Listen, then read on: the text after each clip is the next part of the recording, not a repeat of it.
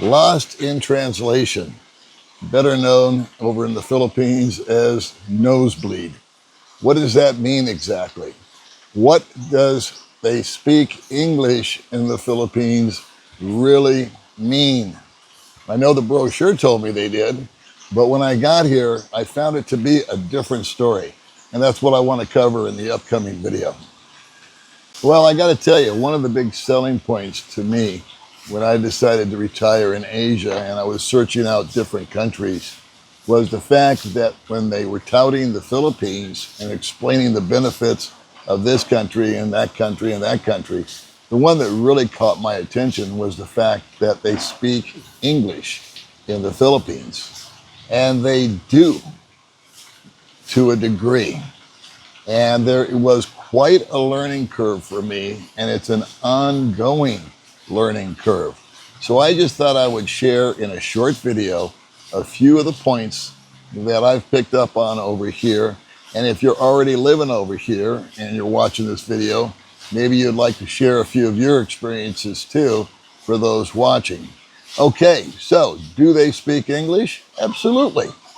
But it's very, very different from English that you're accustomed to, say, in America than here. The words are the same, but a lot of the meanings are different. One first warning shot that I'll fire across your bow. You never, never, never want to be sarcastic. I'm sarcastic by nature. I love it with my friends, and we're breaking each other's balls, and we're just making jokes and fun of one another. Everything over here is taken literally by the local population. So I've tried to be sarcastic and joke around with my wife, and I've cut her to the bone emotionally and spent hours trying to dig her out of it, or dig myself out of the hole I dug, just by making some sarcastic little quip that she didn't think was funny at all. It happened yesterday at lunch with me and another couple.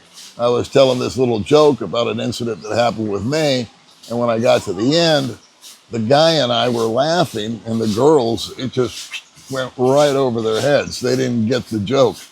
It doesn't work over here.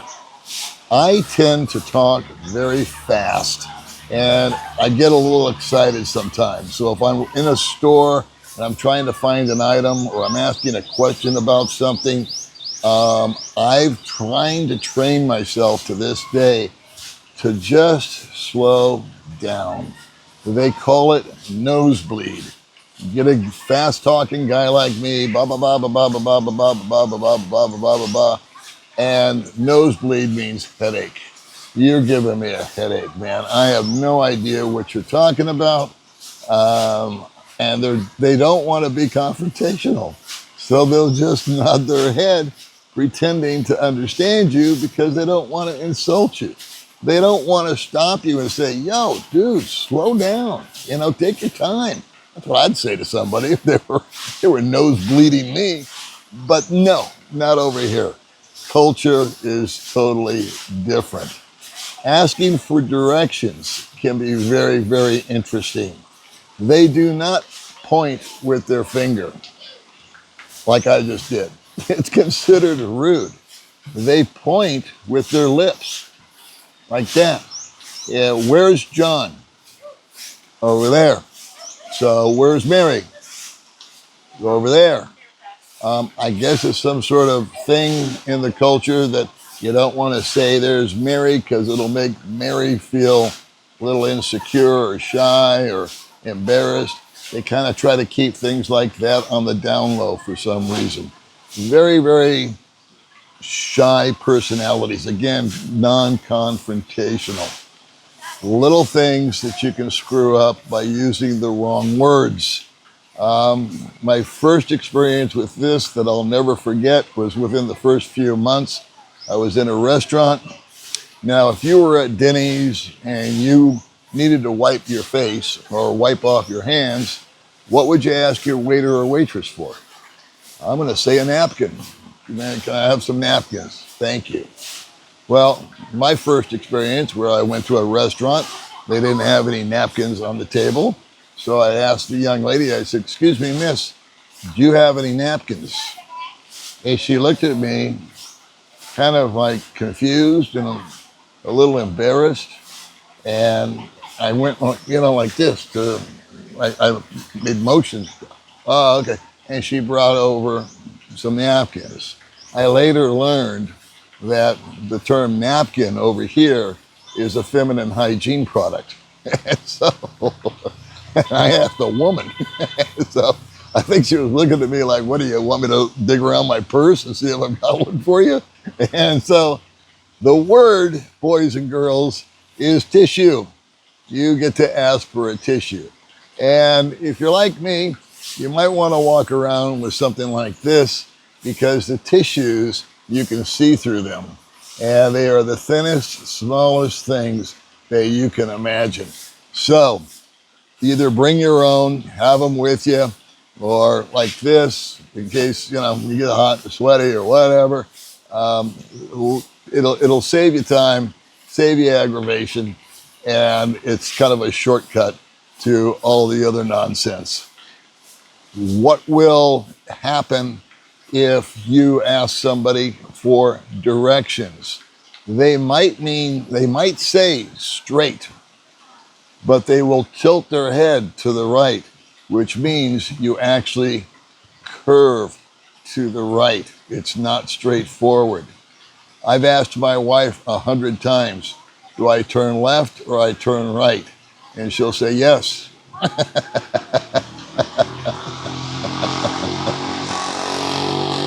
And she's not the only one that has done that.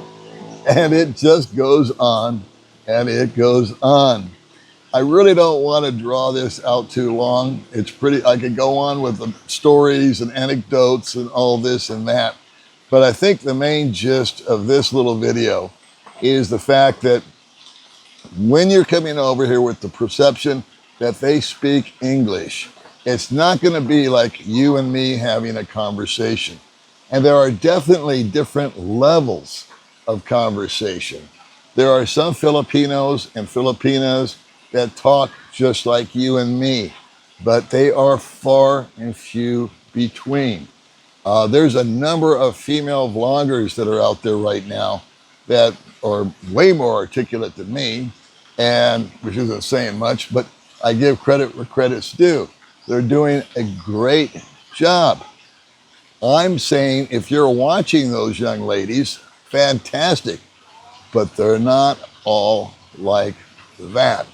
If you tune into my wife's channel, you'll see what I'm talking about. It's pretty basic stuff. And so there's the yin and there's the yang. There's the up and the down. There's the width and the breadth of the whole enchilada. And so you need to be prepared. I needed to be prepared. One of the little nuances that did get my attention was the lack of the words thank you and you're welcome. 4 or 5 months into my journey here, I would take people out occasionally to a lunch or a brunch or a this or a that or Coke or, you name it. And when the bill came, I would always pick it up. And I kind of got a little offended because they would just kind of get up and walk on, and we'd either carry on with our day or they'd go their way and I'd go my way. It didn't matter. I could be with one person, I could be with 5, and no one ever said thank you. And then one day I went out with a young lady and we had lunch. And at the end of the meal, when I picked up the bill, she said, thank you, Paul, for lunch. And I told her, I said, I am shocked and I am impressed. How the hell did you say thank you when no one else did? And she said, well, I used to have a foreigner boyfriend. And he told me that it's really impolite not to say thank you. So that was a foreigner thing. And then when I tell somebody out here, thank you, could be a parking attendant, it could be somebody at a shop, could be somebody, a waitress or a waiter, doesn't matter, service industry. I'll say, hey, thanks a lot, man, or thank you. And they just go like that. There's no, you're welcome. Again, that's just ingrained in me that if someone tells me, Paul, thank you, I'm going to say, oh, you're welcome. Not out here. Just a little nuance. So The moral of the story here is when you read the brochure like I do about the white sandy beaches and everybody speaks English and the visa's super easy, take it all with a grain of salt. They're not all white sandy beaches. The visa is not necessarily all that easy to navigate. And when they're talking about they speak English, yes, they do. However, there are limitations to it. All right, kids, I'll see you in the next video.